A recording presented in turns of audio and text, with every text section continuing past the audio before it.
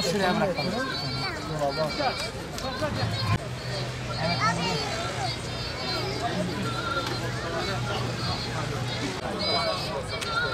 Tabii artık kapalıdır.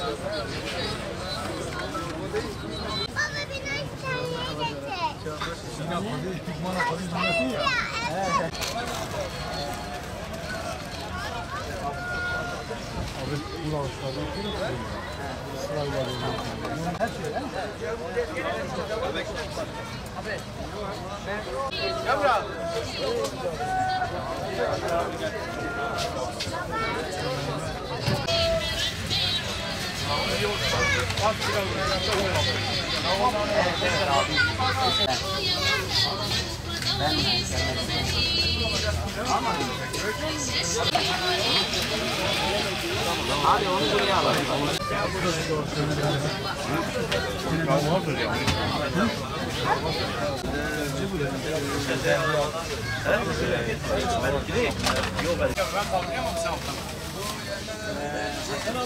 Abi.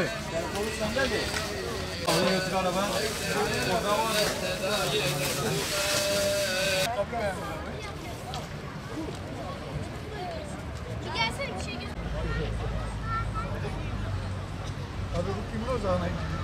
Hasan abi sen oraya bak. Poşet yok.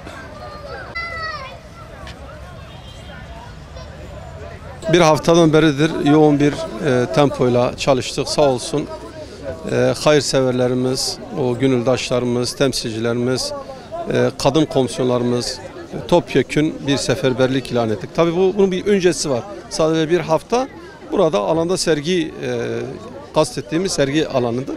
Öncesinde bu bir aylar öncesinde bunun hazırlığını, altyapısını oluşturduk. Sahada hayırseverlerimize gittik. Böyle bir çalışmanın olacağını, bu anlamda sizin de buna katkı sunma noktasında çağrımız oldu. Sağ olsun bizi yalnız bırakmadılar. Gördüğünüz gibi 8. gündeyiz. Elhamdülillah alan dolu ve her çeşit malzeme mevcut. Ayakkabıdan giyime, yiyecekten elektronik eşyaya kadar her çeşit malzeme mevcut. Şimdi bu anlamlı çalışmada katkı sunmayı, yani bizi yalnız bırakmayıp katkı sunan o başta hayırseverlerimize teşekkürü bir borç biliyoruz. Ve beklentimizin çok üstünde, Allah'a şükürler olsun, bir katılım oldu.